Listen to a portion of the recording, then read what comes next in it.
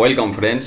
2019 লোকসভা ভোটের ষষ্ঠ দফার ভোট পশ্চিমবঙ্গে আছে 12ই মে 2019 এবং তার জন্য আজকে পশ্চিমবঙ্গে নির্বাচন কমিশনের পক্ষ থেকে দেখুন ফেজ 6-এর আপনার ফর্ম 7A পাবলিশ করা হয়েছে এবং ওই দিন আপনার টোটাল 8টি লোকসভার ভোট রয়েছে। তমলুক, কাঁথি, ঘাটাল, ঝাড়গ্রাম, মেদিনীপুর, পুরুলিয়া, বাঁকুড়া এবং বিষ্ণুপুর।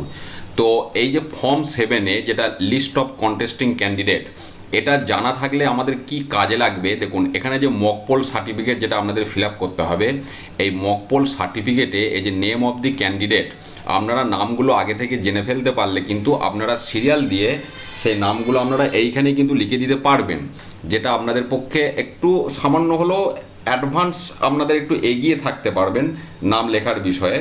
তো যে কারণে আমি বারবার এই ফর্ম 7A আপনাদের সাথে শেয়ার করি, কারণ আপনারা এখানে যে লিস্ট দেখবেন ওই সিরিয়াল মেনেই কিন্তু ব্যালট ইউনিটে সিরিয়াল থাকবে, কাজে আপনারা মকপোল সার্টিফিকেটটা একটু রেডি করে নিতে পারবেন।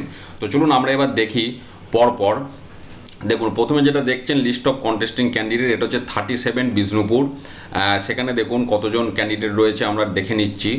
আর পাশাপাশি এগুলো ডাউনলোড করার এবং প্রিন্ট করার লিঙ্ক আমি এই ভিডিও ডেসক্রিপশানে দিয়ে দেবো, আপনারা সেখান থেকে ডাউনলোড করে নেবেন। তো এখানে টোটাল 10 জন আপনার কন্টেস্টিং ক্যান্ডিডেট রয়েছে। এরপরে আমরা দেখব 36 বাঁকুড়া লোকসভার। 36 বাঁকুড়া লোকসভায় দেখুন 6 জন, 7 জন, 8 জন, 9 জন, 10, 11, 12, 13, 14, 15 জন এবং নোটাকে নিয়ে 16। তার মানে একটা ব্যালট ইউনিটে একদম টায়ে কুলিয়ে যাচ্ছে। তাহলে এটা গেল আপনার বাঁকুড়া। এরপরে আমরা দেখে নেব 35 পুরুলিয়া লোকসভা। পুরুলিয়া লোকসভাতে আমরা দেখে নিচ্ছি কজন কন্টেস্টিং ক্যান্ডিডেট রয়েছে। আপনার 15, এখানেও নোটাকে নিয়ে 16। তার মানে এটাও আপনার একটা ব্যালট ইউনিটই কিন্তু এসে যাচ্ছে, খুব ভালো। তারপরে দেখুন 34 মেদিনীপুরে আপনার লিস্ট অফ কন্টেস্টিং ক্যান্ডিডেট আমরা দেখে নিচ্ছি 7, 8, 9, 9টা। তার মানে নোটাকে নিয়ে হবে 10।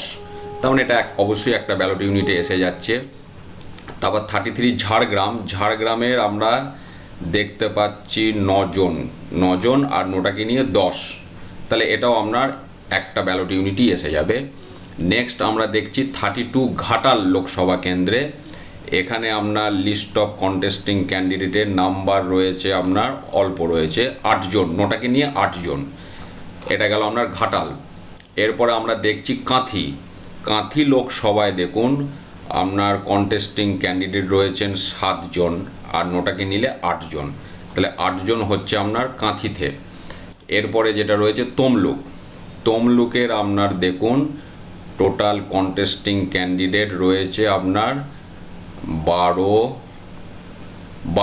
তারপর নোটাকে নিলে 13টা। তো সবকটাই একটা ব্যালট ইউনিটই এসে যাচ্ছে, এটা খুব ভালো কথা। তো এইটা হলো আপনার যেটা আমি প্রথমেই শুরু করেছিলাম, ষষ্ঠ দফার যে 8টা লোকসভায় ভোট হবে সেই 8টার কন্টেস্টিং ক্যান্ডিডেটের নাম, এবং এখানে যে সিরিয়াল দিয়ে নামগুলো লেখা আছে সেই সিরিয়ালই কিন্তু আপনাদেরকে ফর্ম 7A ডিসি থেকে দেওয়া হবে, এবং এই সিরিয়াল মেনেই কিন্তু ব্যালট ইউনিটও এই সিরিয়াল মেনেই কিন্তু নামগুলো দেওয়া থাকবে।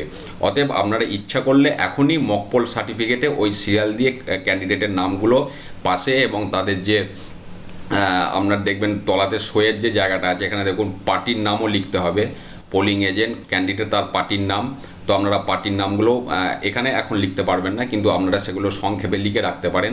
তো এই কাজটা আপনারা এগিয়ে রাখতে পারেন, এবং যে কথা আমি বললাম এই পিডিএফ ফাইলগুলো আপনারা ডাউনলোড করে একটা করে প্রিন্ট আউট করে নেবেন। যার যে লোকসভায় ডিউটি পড়েছে আমি পিডিএফ ফাইল ডাউনলোড করার লিঙ্কটা এই ভিডিও ডেসক্রিপশানে দিয়ে দেবো।